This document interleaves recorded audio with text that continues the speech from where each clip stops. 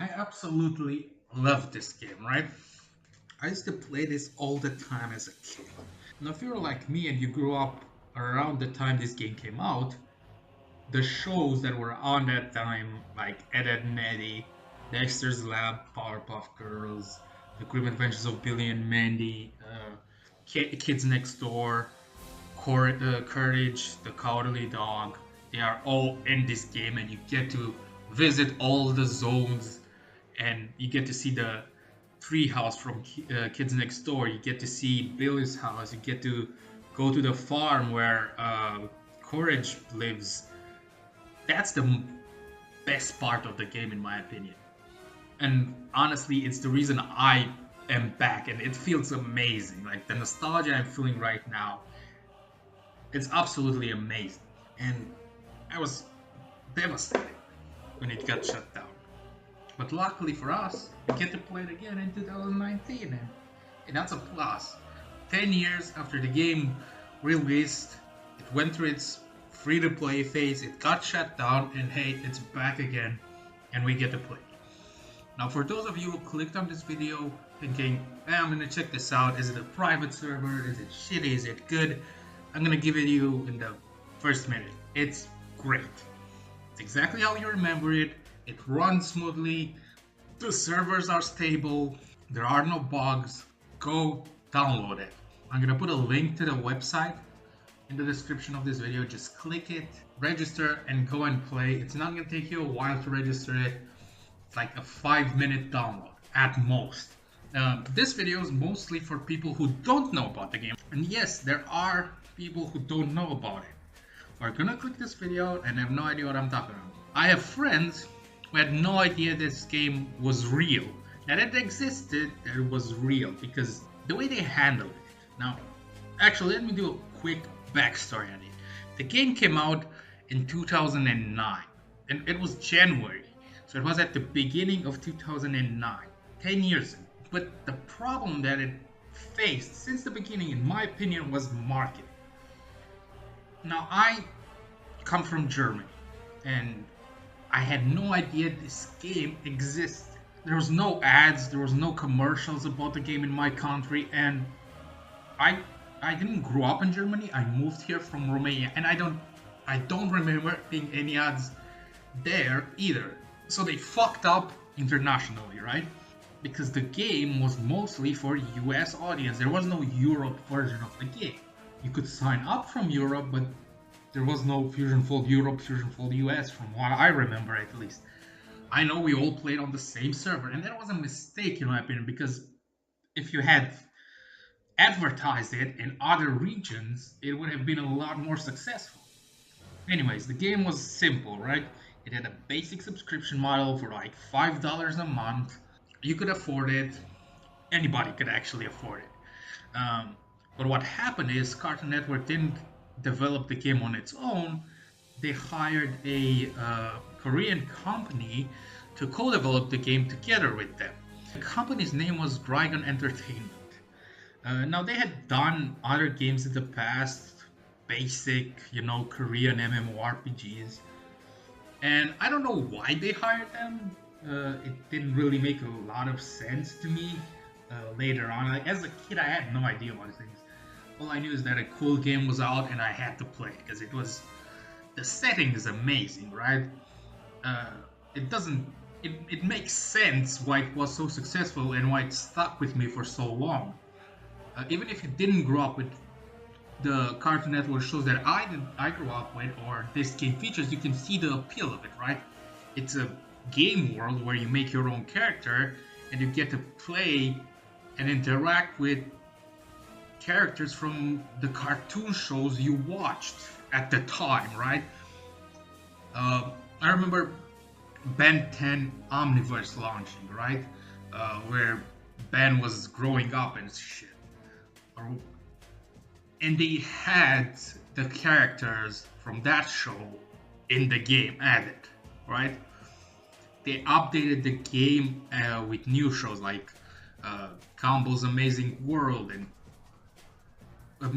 new shows that would come out, which made it really fun for us, right? We would watch a new show that came out on the Cartoon Network, and then we got to go inside FusionFall and interact with said characters. Now I'm gonna play a quick video, a small video of the tutorial, and you'll get what I mean by the story gets you hooked right away.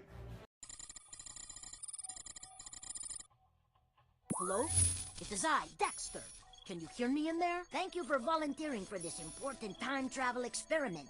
I'm going to need you to input your profile into the system before we begin. Stand by and I'll bring it up on your monitor.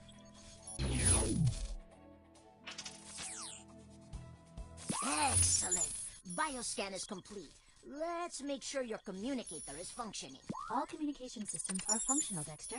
I will be able to reconnect with the volunteer upon arrival in the future. Affirmative. All right, I'm powering up the main engine now. You may feel a little buzzed. Wow, are you seeing these readings? A fine day for science indeed. Prepare for launch. Ooh, 3, what does this 2, button do? 1, begin! No!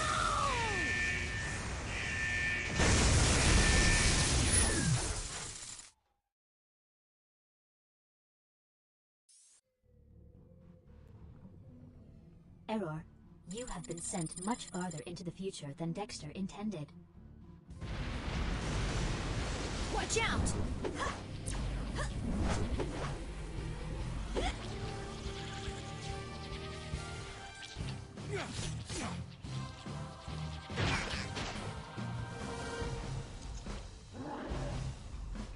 Holy cannoli, where did you come?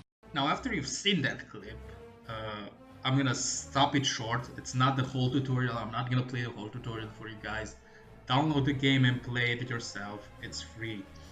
But the story, I'm gonna spoil the story a bit. If you want to skip ahead, please do it. The main antagonist of the story is called Fuse, who's this planet devourer, if you may. Our character starts in the future, right? He gets sent far into the future where everything is fucked. Fuse already won, and some of the characters are still putting up a fight, but we're facing the apocalypse here. We lost, right? So our goal is to get to the past, and that's how the tutorial starts. That's all you're gonna be doing in the tutorial, is trying to find ways to go into the past. You're gonna see time anomalies. You're gonna go find objects to help you build a time machine. But you're gonna also be introduced to the antagonist of the story. Now, Fuse is the main antagonist. Think of him as a kind of Ego, the living planet from Marvel, combined with the aliens from Pod People. He creates evil versions of existing iconic cartoon characters, and we get to fight them. The first one you fight, I believe, is Buttercup from the Powerpuff Girls, and once you defeat her, you get her Nano. Now, what's a Nano, you might ask? They're basically small versions of existing cartoon characters with their own individual powers. But you're gonna cover more of that on the gameplay, right? The gameplay of FusionFall is actually pretty simplistic. It tries to imitate a lot of MMOs, which makes sense because it did come out in 2009 when the whole MMO phase was going on. You get to create your own character, which is part of the MMO aspect. You do quests, you do level up, but it also, I wouldn't really call it an MMORPG in the classic sense of the word.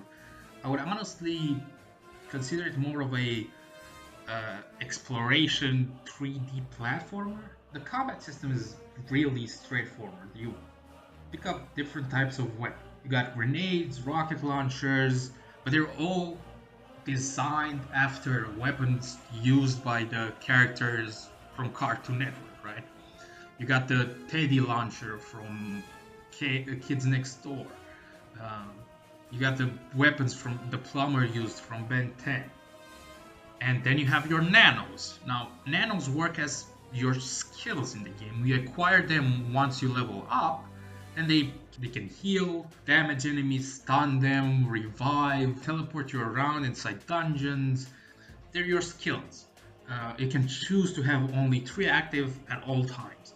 You cannot have more than 3, only 3. There's a total of 36 of them. You get one each time you level up. And you all have the same, right? We will all have the same collection of nanos.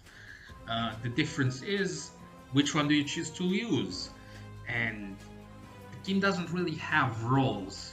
They're classic to MMOs, right? You don't have a class assigned to you. The class is determined by which nanos you use.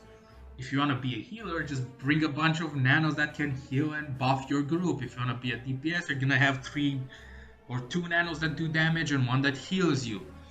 It's stuff like that. The game already had this, right? The developers of FusionFallRetro, I don't believe they can do much about the game because they are just republishing the game. Now, don't get me wrong, the guys are doing an amazing job. But I don't think they can fix problems that the game had before it got shut down, right? And there are problems here that I don't remember from being a kid, but I do see now. Now, the main problem that I had, that I didn't remember as a kid, was with the quest tracker. Now, you can only have a maximum of 4 side quests.